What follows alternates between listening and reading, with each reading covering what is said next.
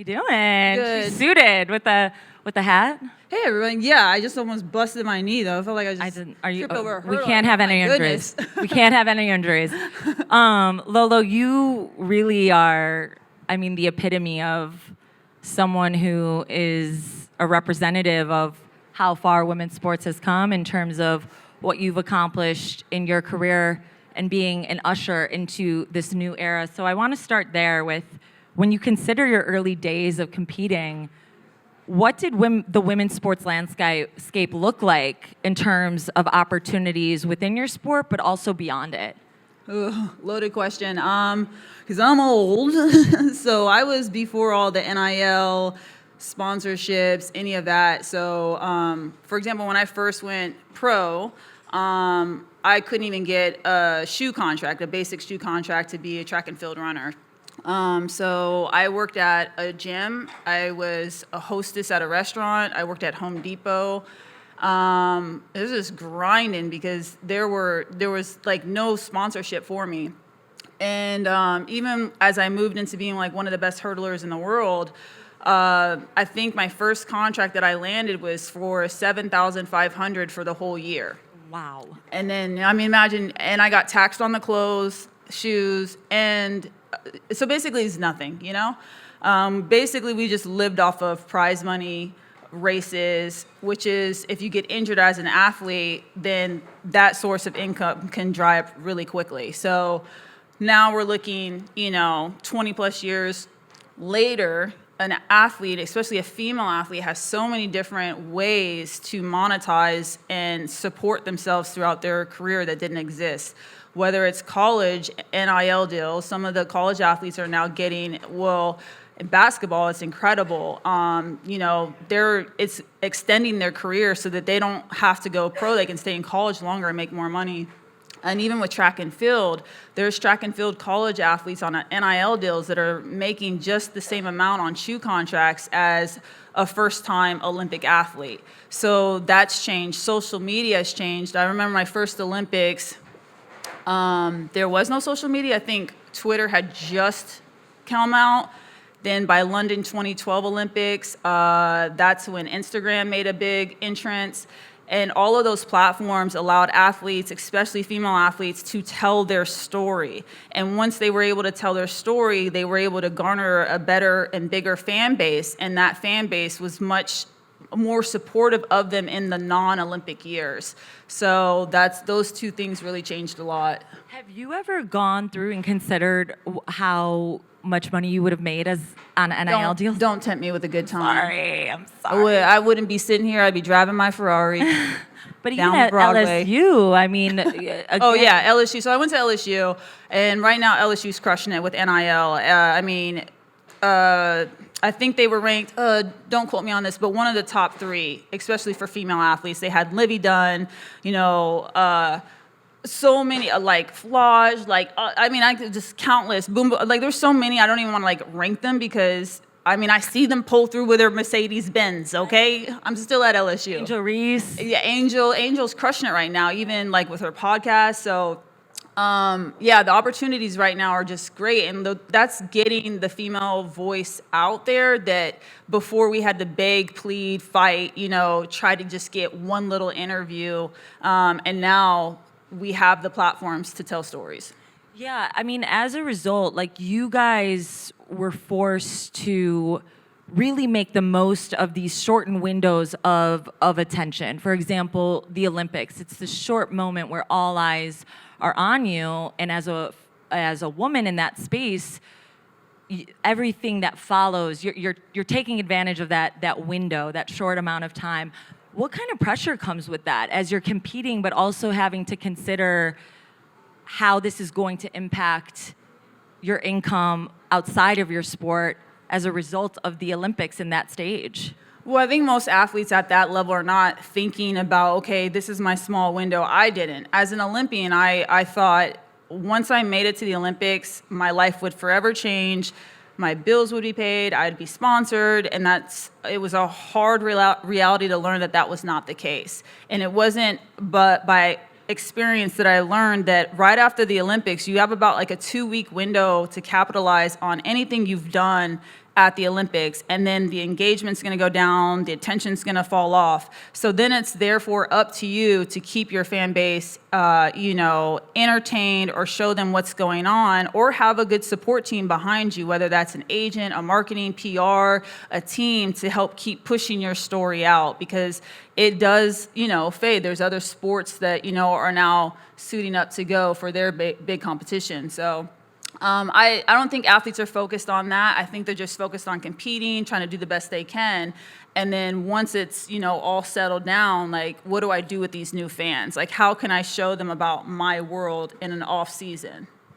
Your last Olympic Games as a hurdler was not your last Olympic Games in terms of your transition into the bobsled. How did you come to that decision to continue pushing yourself as an athlete in a new sport? And how did you successfully make that pivot? Well, I mean, my career was I've had a tough career. I mean, let me just... Literally, you've done it all. Take a seat, guys. Let me tell you about my career. Okay, so I'm originally from Des Moines, Iowa. It's the Midwest. It's not really known as the track place to recruit. If you want a really talented high school track athlete, you go to Florida, California, Texas. That's where you go. You don't go to Des Moines, Iowa. So I was kind of overlooked by a lot of colleges. And finally, I was at the bottom of the list of ranking-wise in the U.S. LSU took a chance on me. At the time, LSU was like Duke basketball. They had won 13 national titles in a row. They were fierce. So just to get a scholarship to LSU is what I needed. Went to LSU. And on my first day of practice, I looked around and they had signed 3 of the other top hurdlers in the country. And I knew that one of us was going to lose our scholarship. So it was Hunger Games from day one. And I grew up really poor, so I knew that I had no ability to afford college unless I kept my scholarship. So I just ran for my life. And I was very successful at LSU, was able to keep my scholarship, won 3 team titles with LSU, became an 11-time All-American. A girl's got a stat now. She's vetted. She's golden, right? So on my senior year, I go to my first Olympic trials, and I'm thinking, okay, I'm one of the top hurdlers now in the country. I have a national title. I should be able to go pro. I should be able to make the Olympic team. First Olympic trials, I'm on the start line next to Gail Devers. I don't know how many of you guys know who Gail Devers is, but Gail Devers is one of the most successful track and field hurdlers. And not only that, she's so good, she won a gold medal in the 100 meters, which means she's the fastest. She's not just good at hurdles, she's gonna kill you on the open too. Yeah. So I'm next to her, she's got her long, curled up nails on the start line, and I'm looking like I'm 90 pounds, and she's got muscles on her arms. So needless to say, I was the first person to not qualify for the Olympic trial finals. So God bless them, they made that team, and I learned a powerful lesson that I was not ready yet. So I had to make a pivotal decision if I was going to be good enough to be an Olympian, or if I was just going to use this college degree and just work a regular life. And thankfully, my coach was like, you're young, we have to just get through this. But we had to get through it with no sponsorships, no money, no support. I had no agent. I couldn't even get into any of the races. No one knew who I was. So I'm talking about ground zero. No Instagram followers, no Twitter followers. Worked a job. And some Olympic hopefuls still have to take that route if they're coming out of college and they per se are not the name of that college. They're not the Angel Reese yet. They're not that. They would have to either work on their social media or they'll have to get a part-time job until they can make it. And then every year after that, I remember I just got slowly better. First year pro, I was getting 5th through 8th in every race. Second year, 3rd through 5th. Then I was getting top 3. And then the year of the Beijing Olympic qualifiers, I was on fire. I was winning every race. And I was able to garner finally a shoe contract that would help me to quit my job. And that's what I did. And because of that, and I could focus solely just on competing, I was the #1 hurdler in the world. Made the Olympic team with ease. So much ease that I almost broke the world record. And overnight, I went from no one knowing my name, no one think I would ever make an Olympic team, to Lolo Jones is going to break the world record, win the Olympic medal in Beijing. Overnight became a household name. Go to Beijing, and I'm running incredible every round, PR, PB, with ease. Go to the finals, and I am so locked in, so focused, like never before. I remember the runner said, take your marks, set, get out. It's me and the Australian girl. She had a great start. I'd raced her many times that year, and then I knew I could overtake her by hurdle 3-4. I did. I knew I was winning the race.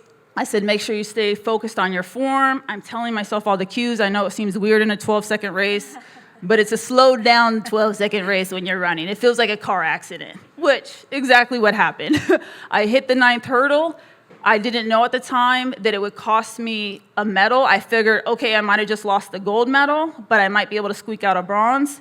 I crossed the finish line, looked up at the scoreboard, and saw my name was 7th. And I was absolutely gutted because I was like, are you kidding me? Like, this was my one shot at the Olympics. And I just crumbled to the ground. I didn't even have the energy to stand up. Like my legs were not even strong enough to stand to get off the track.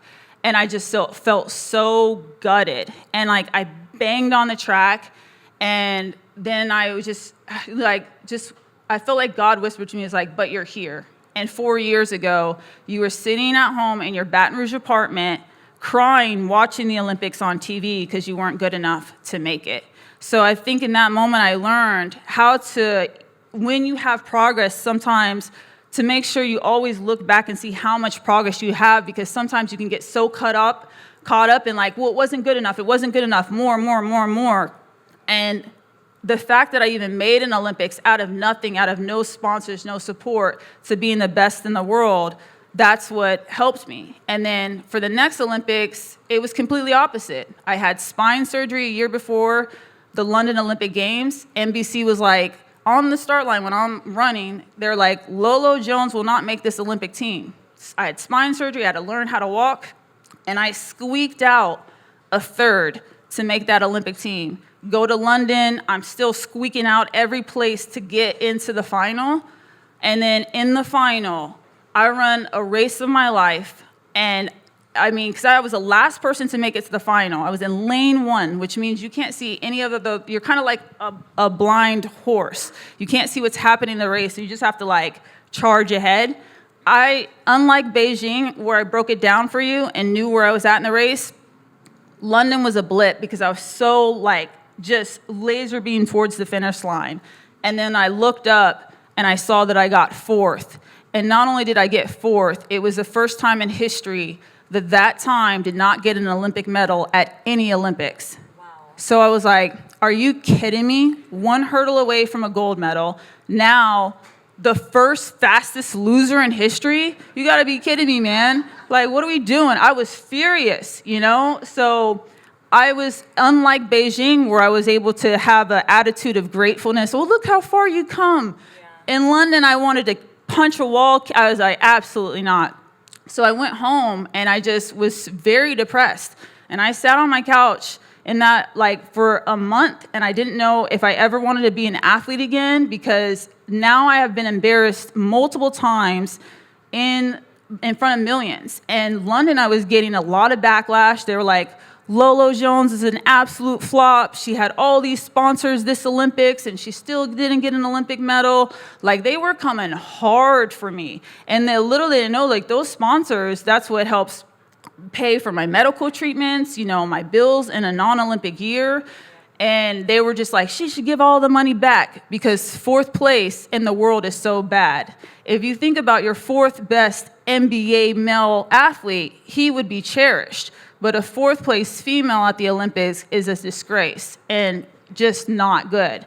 So I just was super depressed, and I don't know, maybe, I can't remember or not if the movie came on, or I know this movie. This movie will date a lot of you guys, but how many of you guys seen Cool Runnings? Oh my God, obsessed. Show of hands. Yeah, great movie. So maybe it came on, maybe it came on in the back of my mind, I don't know, but I grew up on that movie, and so I decided to go out to the Olympic Training Center in Lake Placid, New York, try it out, and I was like, they cannot put expectations on me because I've never done this sport before. It's a blue-collar sport, meaning it gets very low attention. It is not like track and field where it's filmed on NBC. It has, no. We live stream our stuff on YouTube, and I think 63 diehard fans will watch. Like, thanks, Mom.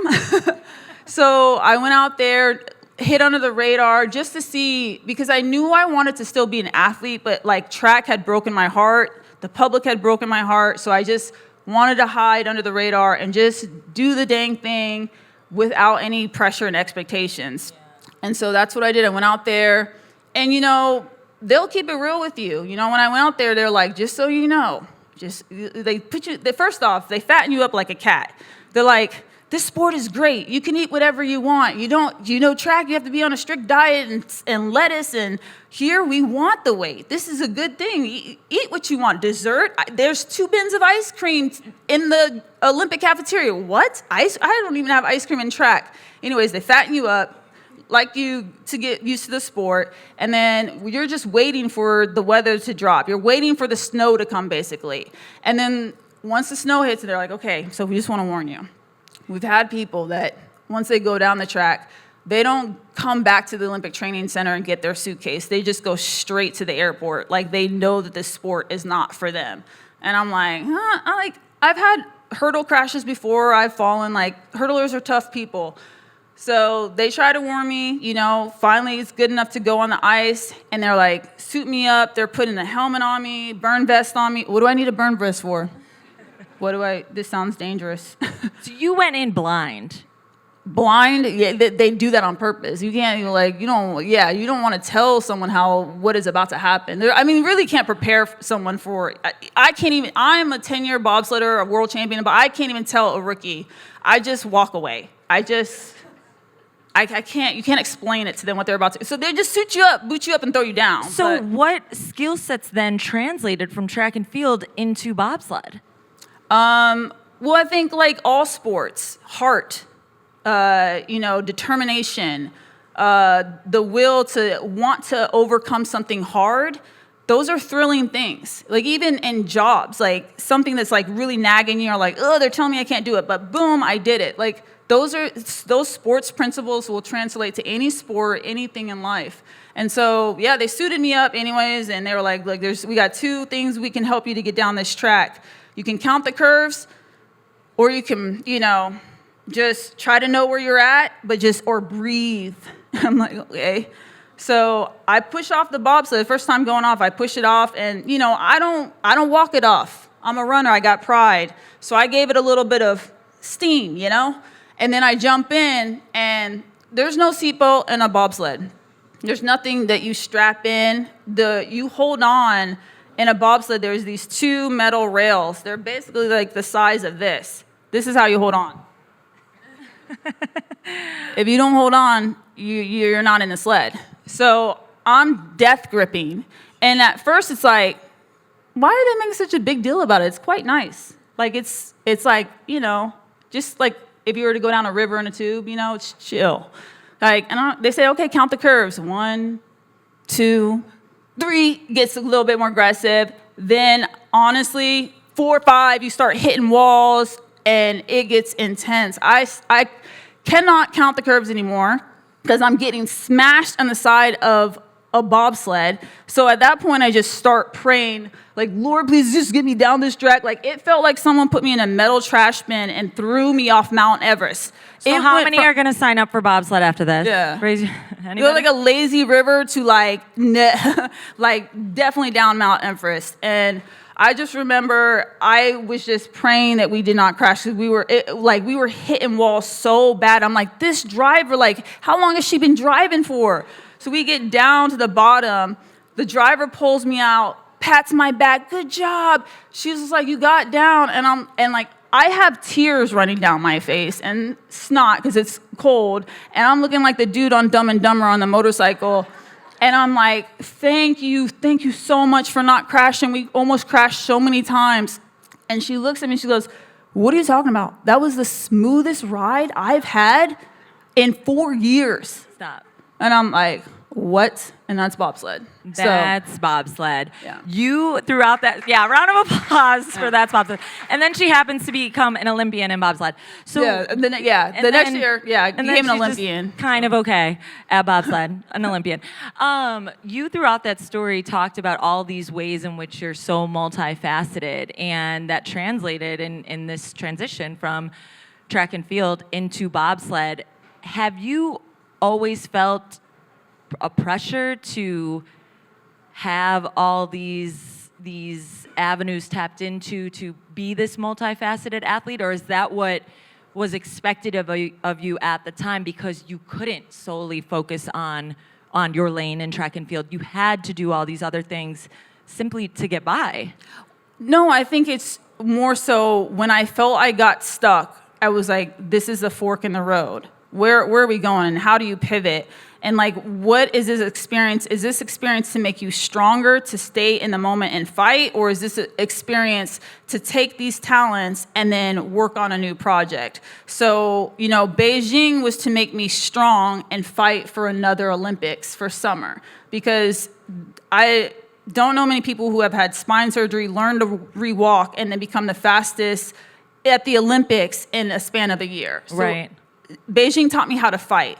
London, that failure, which I don't consider a failure fourth, but coming up short, that was the motivation I needed because I was so heartbroken. Sometimes a failure or a heartbreak is fuel for your fire to do something else.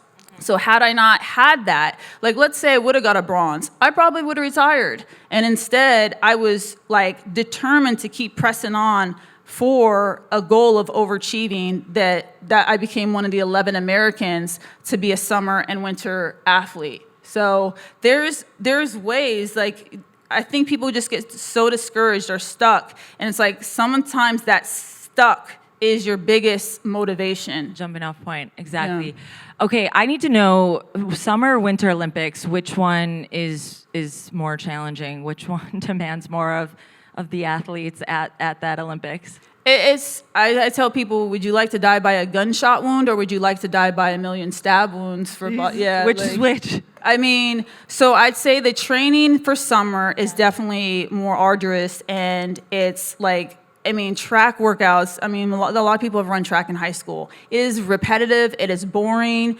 It is monotonous, and like you just got 400 repeats, 250s. What are we talking about? Like it's just you're just trying to work out to get in shape. There's no basketball game, there's no softball game. Like we go to practice and like, what are we doing today, coach? We're running, great. What are we doing tomorrow? We're running, great. It's not like, okay, we're gonna do a scrimmage. There's no scrimmage. It's we're gonna run and run and run and run. So mentally, you have to be tough in that regards to be able to enjoy the robotic lifestyle that you're about to have of I'm going to run, and I'm going to run, and I'm going to run.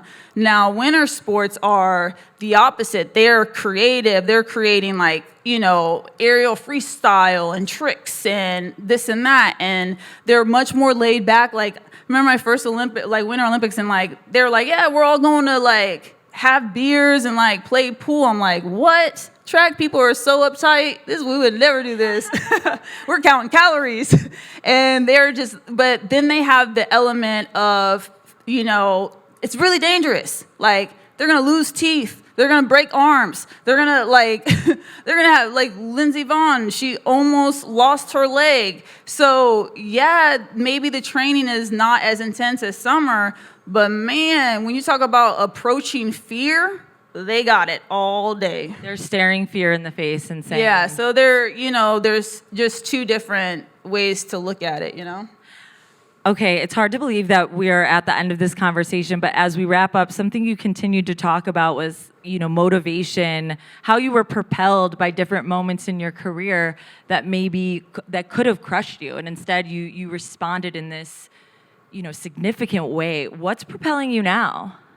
It's the same goals, just trying to, inspire people, influence people, use my platforms, even though I'm on social media break right now. But, just when I started, I remember thinking, like, there were no 40-year-old female athletes. There were on the men's side. And I was like, why is that? Like, does our body just fall apart? Like, I couldn't understand it, because even on the track side, there was a guy who ran till he was 47 and he was crushing it. Like, I saw a guy win an Olympic gold medal at 44, but then all of the females I competed against, like, were topped out at 30, they were calling you grandma. And so it was very frustrating for me. And so then as my career started to keep making its waves, and then I was just like, oh, that's why I was here, is to show that a female athlete, their career doesn't have to end at 27. And I just kept plugging along. Thanks.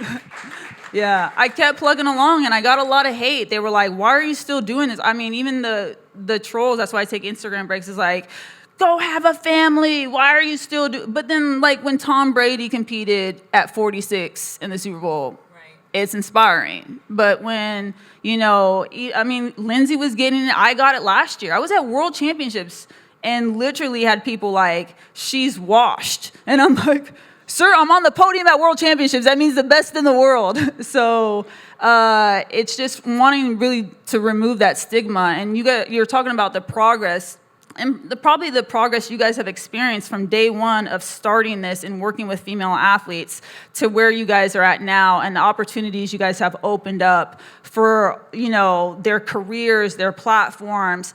I mean, you guys are behind the scenes and we're boots on the ground, and we're seeing that, There's no way Lolo Jones would have been able to be a 43-year-old, professional athlete competing against 20-year-olds, I think even like 12 years ago, yeah. So it's like we're making drastic changes in the media on, with more competitions, airtime, sponsorships. We're making huge waves, but sometimes we get lost in the sauce that, we're still not, like, people still don't think we're equal to the guys, and we're forgetting that we have literally been on an upward trajectory so strong for a while now. So can we give a round of applause to that statement?